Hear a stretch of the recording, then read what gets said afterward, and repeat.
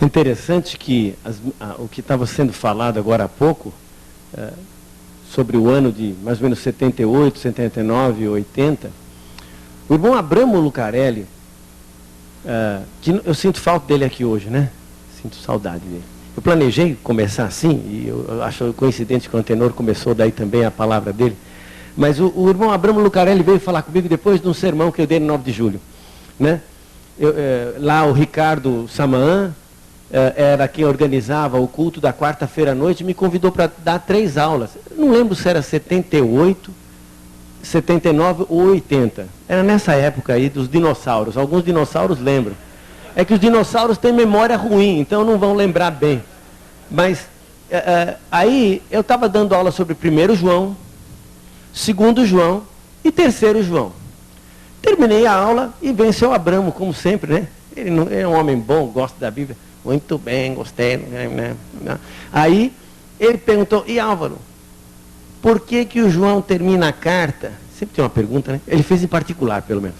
Ele perguntou assim, por que o João termina a carta assim, na 3ª epístola? Os amigos te saúdam. Saúda os amigos nome por nome. Por que os amigos, Álvaro? Por que não os irmãos? Seu Abramo perguntando ali, né? Ô, seu Abramo, o senhor é presbítero. Quem escrever é presbítero. Se os presbíteros não se entendem, vão entender? Né? Não. Eu não disse isso para ele. Eu não disse isso. Eu não tinha coragem de falar isso com o seu Abramo, né? No auge dos meus 20 anos, naquele clímax de sabedoria juvenil, eu disse, ô, seu Abramo, talvez nem todos fossem amigos, né? Aí depois eu fui para casa pensando, morava na roça, né? Até chegar, fui pensando, o que eu estou falando? Na igreja todo mundo tem que ser amigo. Não pode ter esse negócio de não ser amigo. Todo mundo tem que ser amigo. Mas aí o João diz, olha, os amigos te saúdam. Saúda os amigos. Essa pergunta ficou na minha mente, martelando por 30 anos. Até que o pessoal da NOC me perguntou, fala sobre amizade no Enoque. Falei, agora eu vou responder a pergunta. E eu quero, num jeito muito singelo, a pregação é para Jesus, é para o Evangelho ser proclamado, mas eu gostaria de dedicar essa pregação ao irmão Abramo Lucarelli, que não está aqui, mas que para mim é um homem, né? Um homem de Deus, um homem que motivou. O Antenor contou um caso, cada um tem um causozinho com ele, alguns mais ruins, outros mais bons, né? Mas assim, dedicar essa palestra ao irmão Abramo Lucarelli, uma palestra feita no Espírito de Jesus, para a glória de Deus, para a edificação do corpo, mas dedicada ao irmão. Vocês não vão levar a mal isso, né?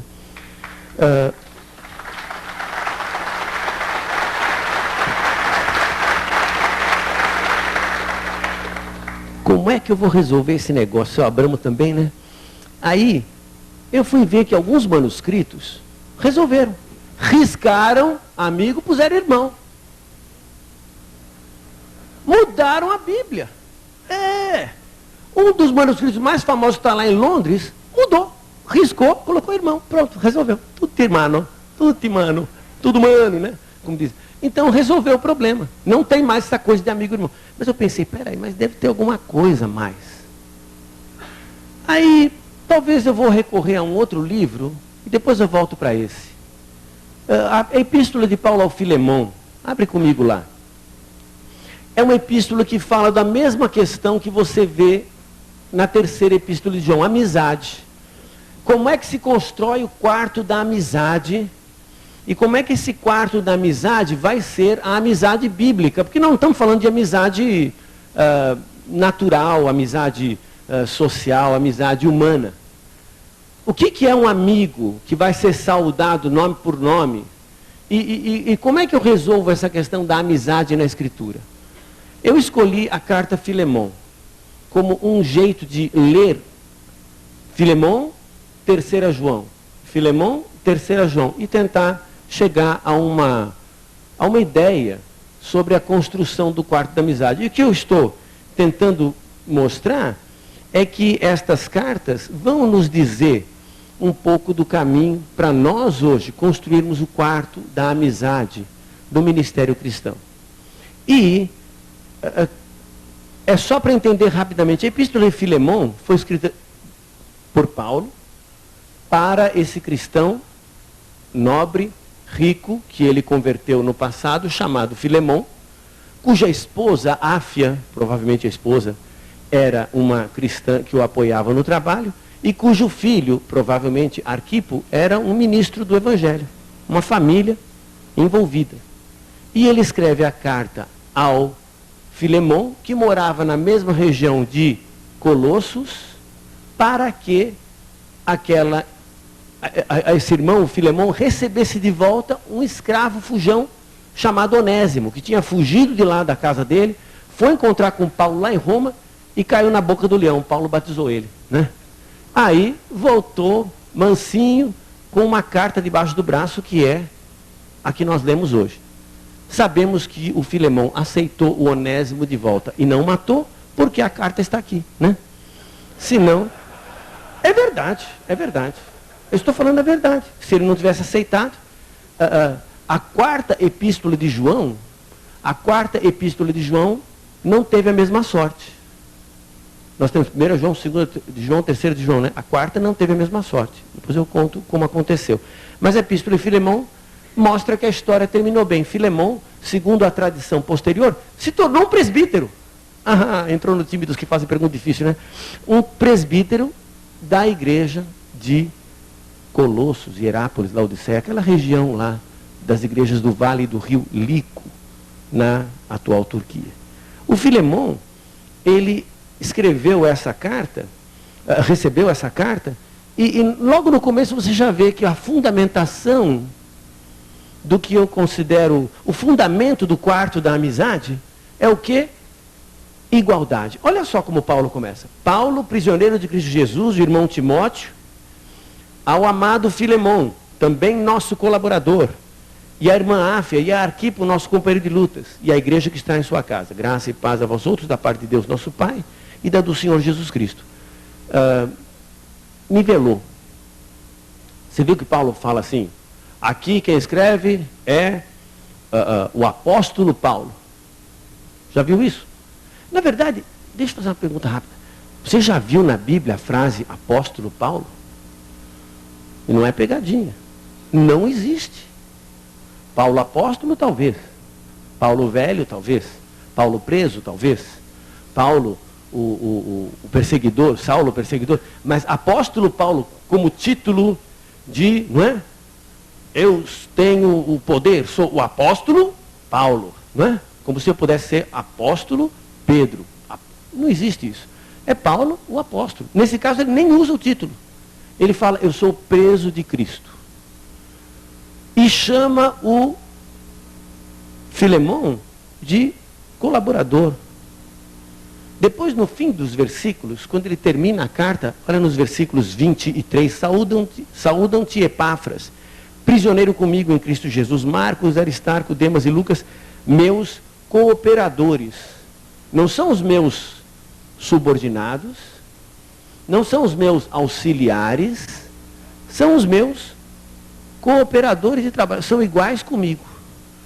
Onde se fundamenta? Qual é o fundamento? Você vai construir o quarto da amizade na sua casa. Sonhou com ele. Qual é o fundamento? Igualdade. Todos somos iguais diante de Deus e de Cristo Jesus. Gálatas capítulo 3, versículo 28 diz, não há judeu nem gentil, não há escravo nem livre, não há homem nem mulher, igualdade. Todos somos iguais. O Aristóteles, o grego, já dizia que igualdade é só, a amizade é só entre iguais. Mas eu diria, Aristóteles, onde você vai achar um homem diferente? Todos são iguais. Oh, miserável Aristóteles, como dizia, né? Qual caranguejo andando para trás com os raciocínios dele, como já acusava Tertuliano. Os homens são todos iguais. Logo, a amizade nasce do solo da compreensão da teologia da criação. Todo ser humano é criado à imagem de Deus, é igual a mim. Eu não estou em condição de me colocar acima dele. E é por isso que teve problema lá na terceira epístola de João. O que tinha lá? Lá em 3 João, quando João escreveu a quarta epístola A quarta epístola de João diz lá no versículo 9: escrevi alguma coisa à igreja, mas Diótrefes, que gosta de exercer a primazia entre eles, não nos dá acolhida. Por que eu digo de uma quarta epístola de João? Porque João disse que escreveu alguma coisa, mas o Diótrefes não aceitou. Que carta é essa? A quarta.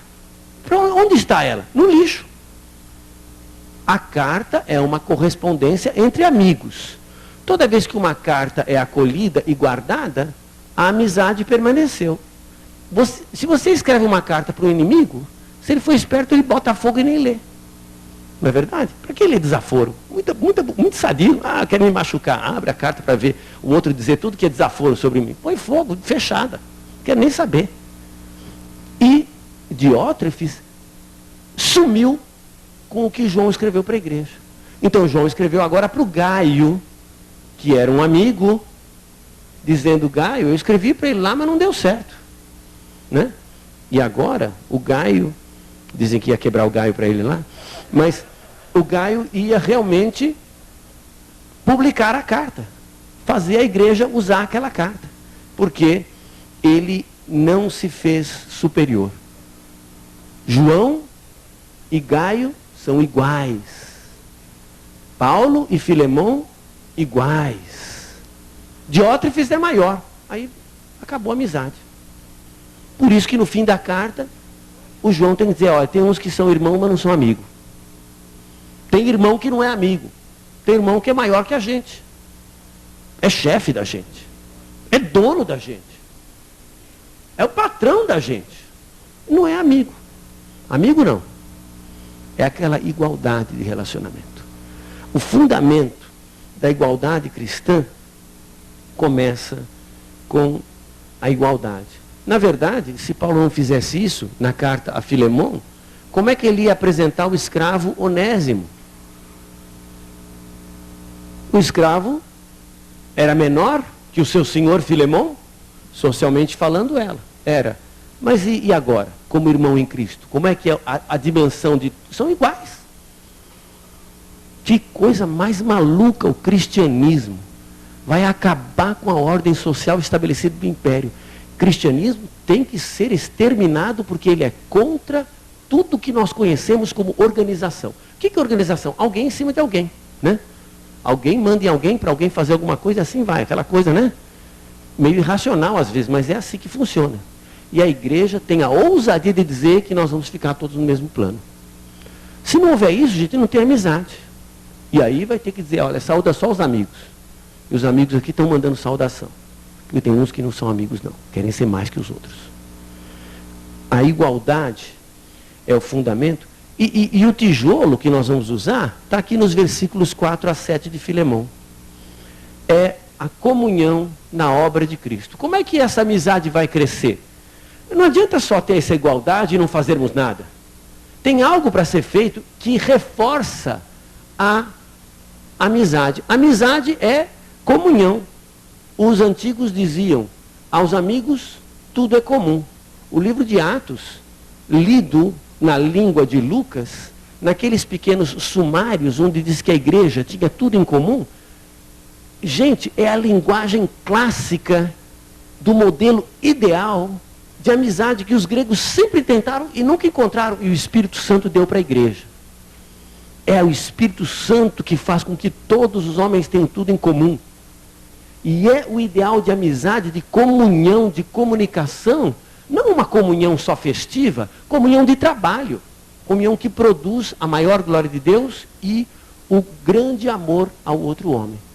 É isso que acontece aqui nos versículos 4 em diante. Dou graças a meu Deus, lembrando sempre de ti nas minhas orações, estando ciente do teu amor e da fé que tens para com o Senhor e para com todos os santos, para que a comunhão da tua fé se torne eficiente no pleno conhecimento de todo o bem que há em nós para com Cristo. Pois, irmão, tive grande alegria e conforto no teu amor, porquanto o coração dos santos tem sido reanimado por teu intermédio. Qual que era o trabalho do Filemão? Igreja na casa. Ele mudou a casa dele. A casa dele, que era para ter um chefe de família e aquela organização toda orbitando em torno dos interesses econômicos dele, agora era uma igreja. Ele promovia uma reunião da igreja na casa dele e o filho dele era o ministro. E a esposa dele era uma colaboradora. Acabou o projeto pessoal do Filemão. Só tinha um projeto e era o de Jesus.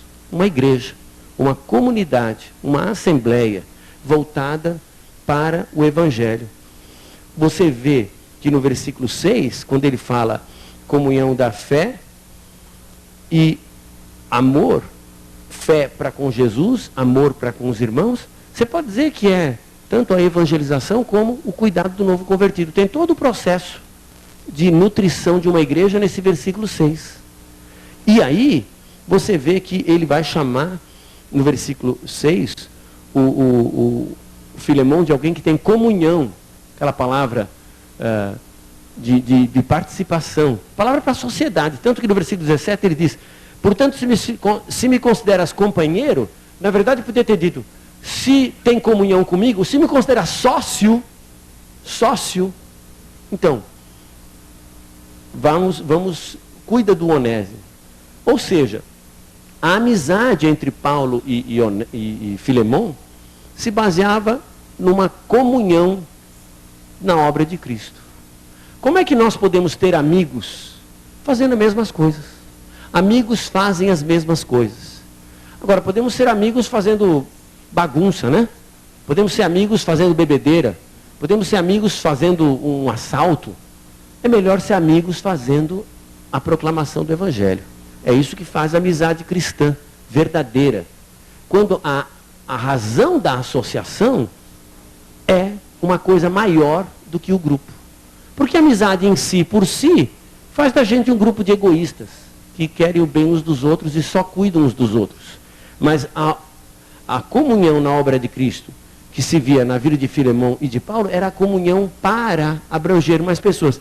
E nisso o Filemão não podia dar contra, porque o Paulo evangelizando acabou convertendo o Onésimo, que era justamente o escravo fugido da casa dele. E o Paulo estava dizendo, olha, assim como você está trabalhando aí, eu estou trabalhando aqui, e essa comunhão no trabalho vai fazer com que seja necessário aceitar a conversão do Onésimo. É isso que faltou lá em terceira epístola de João. Na terceira epístola de João, parece que o Diótrefes tinha a obra dele. Era a igreja dele. Era o projeto dele. Era a ideia dele que devia ser fortalecida. E não a de outra pessoa. Ele não podia ser sócio de ninguém. Porque o espaço não cabia mais ninguém, só cabia ele ali. E Diótrefes, evidentemente, não é modelo de amizade. Pelo contrário, ele mostra que é possível ser um irmão em Cristo e não ter verdadeira participação na obra de Cristo. Está atravancando a obra de Cristo. Então, o Onésimo, aliás, o Filemão recebe a instrução de que o fundamento da amizade é a igualdade proclamada de todos os homens, ela se consolida, ela cresce, os tijolos são essa comunhão na obra de Cristo, e o cimento que vai fazer essa construção ficar firme, sabe o que é?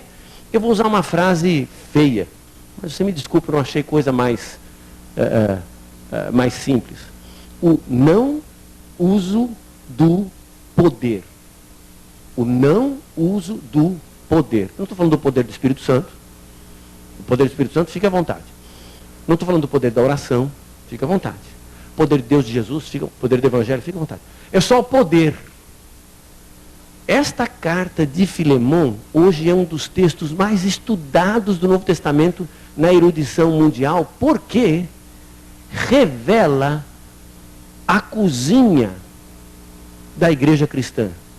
Assim, o quintal, assim, o quartinho dos fundos. Como é que a coisa funciona entre eles? Porque as pessoas pensam, como é que era Paulo? Paulo era um grande missionário sentado lá numa escrivaninha na Alemanha, né? E escrevendo cartas, recortando e colando. O editor de texto dele, às vezes, fazia uns problemas e ficavam umas lacunas na carta dele. E de vez em quando o livro precisava de alguma coisa, ele punha uma poesia no meio para encher linguiça. E coisa assim. bobagem. Paulo era um homem totalmente diferente. Como é que funcionava? A Epístola de Filemão mostra como é que eram as relações humanas. Porque no mundo do Novo Testamento eles só conheciam um sistema básico de relação humana. Patrono, cliente. O patrono dá benefícios, dá coisas boas, vai sustentando essa turminha, esses pedintes, esse povo que eu exploro e que eu amo, né? Aquela coisa. E os outros vêm explorar esse homem bom, que ele tem dinheiro, eu preciso dele, eu quero as coisas dele, eu vou lá, bajulo ele um pouco e pego um pouco para mim. Que relacionamento mais bobo. Era assim, no sistema de patronato e clientelismo, que o Império Romano se constituiu e se organizou. E como é que a igreja cristã vai continuar? Vamos ter um patrono na igreja e todo mundo fica lá sugando um pouco da energia dele e ele dando pouquinho devagar, porque se ele der muito, o cara fica grande e vem desafiar ele, né? Então ele dá pouco para manter na miséria, mas mantém ali na rédea curta. Vai ser isso a igreja? Eles criaram um sistema novo, baseado em Cristo Jesus. Não use o poder. Não use a força. Não imprima a força sobre ninguém. Olha só a leitura. Olha versículos 8 e 9. Pois bem, ainda que eu sinta plena liberdade em Cristo para te ordenar o que convém, prefiro, todavia, solicitar, a palavra é rogar, em nome do amor, sendo que sou, Paulo, o caquético, até agora, e prisioneiro de Cristo Jesus. Eu quero só usar, ele não usa presbítero, ele não usa presbíteros, ele usa presbis no grego, ele usa o velho. O cara, ele não usa o termo nobre para velho no grego, de gerontes, de senador, ele usa velho. Como é que Paulo se apresenta? Um homem de poder? Não. Eu peço o pedido do amor. Não usou. Ele poderia? Ele poderia. Com a força dele, diria, eu exijo, que vergonha, você ficou tantos anos, não conseguiu pregar para o rapaz. Eu com uma semana já batizei ele. O que está acontecendo na sua vida, Filemão? Por que esse rapaz foi revoltado? Eu fui converter ele lá em Roma. Falta gente falta escravo fugir de Roma para você mandar mais um? Não. Amor, olha, eu podia, você sabe que eu podia, mas de jeito nenhum.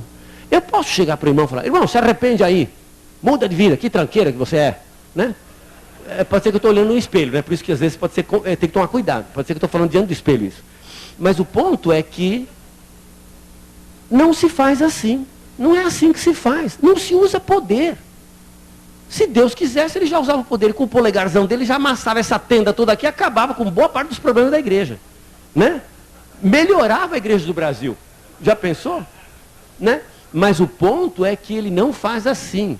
Deus é muito bondoso. Deus não usa este poder. E se ele não usa, quem é você ou sou eu para usar esse poder? O Evangelho exige que nós não usemos o poder. Olha, vamos continuar lendo, versículo 14. Ele fala, eu queria, no versículo 13 ele fala, eu ia manter o Onésimo comigo aqui para me servir em teu lugar. Versículo 14. Nada, porém, quis fazer sem teu consentimento, para que a tua bondade não venha a ser como que por obrigação, mas de livre bondade. De livre vontade, quero dizer. Claro que nós podemos forçar alguém a ser bom, e o que ele vai ser bom? Não, forçado. Não é verdade? Se nós forçarmos os irmãos por força de poder, por intimidação, se você faltar no culto, você vai ver só, te suspendo da oferta, vai ficar um mês sem ofertar. Né? Ameaça o irmão assim. Aí o que vai acontecer? O irmão fica com medo e vem na igreja. Mas ele vem na igreja não é por amor a Jesus. A boa vontade, eu estraguei a boa vontade dele. Eu fiz a boa vontade dele virar medo de mim. Se é que ele tem medo de mim, cara tão estúpido. Mas vocês estão entendendo a coisa? Ele pode achar que devia ter medo de mim. E não devia. Não devia. Maldito o homem que teme homem. Quem teme homem não teme a Deus.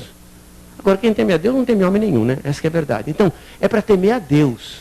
E o ponto é que o uso da força destrói a motivação verdadeira. Porque o irmão, ele ia fazer a coisa certa, mas eu mando ele fazer, aí ele faz por causa de mim, não porque ele aprendeu, não porque o Espírito Santo tocou nele, não porque Deus queria que ele fizesse. Eu estraguei a obra de Deus. Agora, então não fala nada, então fica mudo, deixa... Não, fala. Que nem o Paulo está falando, olha, eu tenho uma sugestão, né? Uma ideia, que tal? Ah, manipulador? Não, a carta está aberta. A carta é franca. A palavra é franca, ele usa a palavra, existe uma expressão que ele fala, eu falo francamente com você. Só amigos falam francamente. Os falsos amigos adulam. Eles ficam te elogiando, te elogiando. Tem um que te elogia muito, não sei não. Hein? Então, o falso amigo elogia, o bom amigo te diz a verdade e dói. Só se você for Jesus Cristo, aí você só vai ter louvor, né? Mas se você não é Jesus Cristo, então o Paulo vai falar com jeito. E ele não usa. Olha no versículo 19, mais uma recusa. Eu, Paulo, de próprio punho, escrevo. Eu pagarei. Porque se o Onésimo tinha roubado ou gastado alguma coisa na fuga dele, Paulo diz, olha, eu escrevo de mão, hein? Porque antigamente as notas de dívida eram escritas com a mão, né? Você escrevia com a sua própria mão. Eu escrevo de próprio punho, eu pagarei. Aí ele põe para não te alegar que também tu me deves até a ti mesmo. Olha, eu podia dizer, quem deve mais para quem? Quantos vasos o Onésimo quebrou? Quebrou uns 3 vasos franceses, uns vasos chineses da minha coleção. E você, quantos pecados de Deus você pegou, que você quebrou, que eu te ajudei a sair te batizando? Quem deve mais? Ele podia ter usado uma história, mas ele não fez isso. Falou, olha, eu podia dizer, mas não vou dizer. Mas está dizendo, né? Ele está fazendo o outro entender que não é por força e nem por violência, mas é deixando o Espírito de Deus brotar no coração do Filemão em favor do Onésimo, no nutrir uma amizade que agora era de Paulo, Filemão, e vai envolver Onésimo. E vai envolver muitos outros. Não use o poder. Olha no versículo 21. Certo estou da tua obediência, eu te escrevo, sabendo que farás mais do que estou pedindo. Mais do que estou pedindo. O que é mais do que estou pedindo? Na época que havia guerra sobre a questão da escravidão, os pregadores a favor da libertação do escravo diziam, olha, sabe o que o Filemão vai fazer com o Onésimo? Vai libertá-lo. Mas isso não é necessário pensar, porque no mundo antigo todo escravo ficando velho era libertado. Né? Imagina, que senhor que é um escravo velho? Né? Liberta e ele fica mais livre, você não tem que sustentar tanto ele assim. Né? Não era uma coisa tão boa a libertação no fim da vida, não.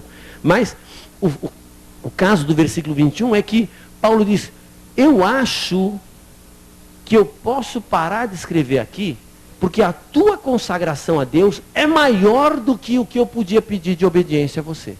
Você vai fazer muito mais do que eu pensei.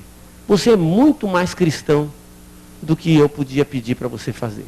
E você vai tratar esse escravo fujão que merecia a morte de um jeito muito, muito melhor.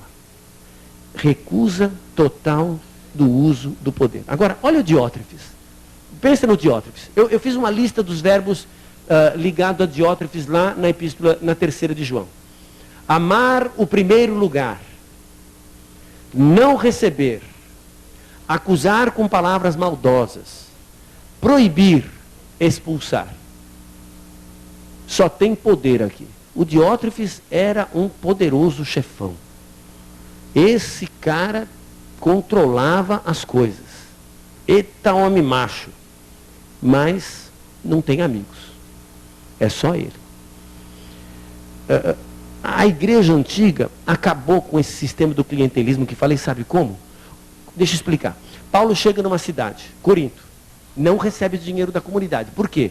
Para não ficar sendo cliente de nenhum dos senhores daquela cidade, dos chefes de família. Se ele se associasse a um chefe de família, ele seria cliente daquele cara, teria subordinação a ele.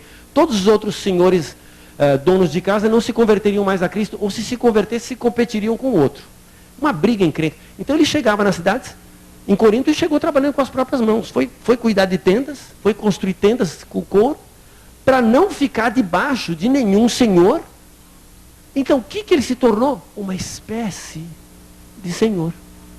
Porque ele é quem dava o evangelho para todas as grandes famílias, as grandes casas de Corinto. Né? Ele que era o patrono. Tanto que lá no capítulo 4 da primeira epístola aos Coríntios, ele vai dizer que ele fez como pai. Mas, imediatamente a coisa vira. Em outros lugares ele diz, eu preciso de vocês. Eu sou aquele que depende de vocês. Eu sou aquele que sou o suprido pela... Quem me dá alegria senão vocês?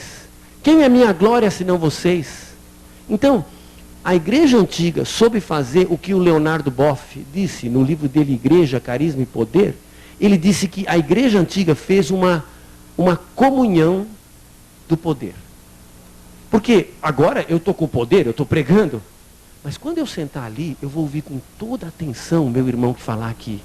E quando eu estiver conversando na fila do almoço, eu vou ouvir com toda atenção o meu irmão que está sentado ali. Porque o poder não é nosso. Ele está passando. É de Deus. E o outro poder humano não pode ser exercido. Então, na igreja antiga, aquele que num momento era senhor e estava ajudando a igreja com muito dinheiro, noutra hora ele era cliente, ele estava recebendo bens espirituais daqueles que estavam ensinando. E a igreja fez uma rotatividade e uma inversão dessas questões de poder que destruíram a estrutura opressora do Império Romano e possibilitaram que pela primeira vez na história houvesse realmente relacionamento fraterno entre os homens. E aí a gente pode entender por que Paulo ficou tão preocupado em Atos capítulo 20, versículo 30, quando diz que a primeira heresia, que são homens tentando fazer os discípulos seguirem a eles, é a busca do poder. É o que Diótrefes estava fazendo. Nós falamos que a primeira heresia da igreja foi quando os bispos, os presbíteros, que eram todos iguais, né? Um deles assumiu a supremacia, não é? Essa é a evidência do problema. Mas esse problema existe hoje.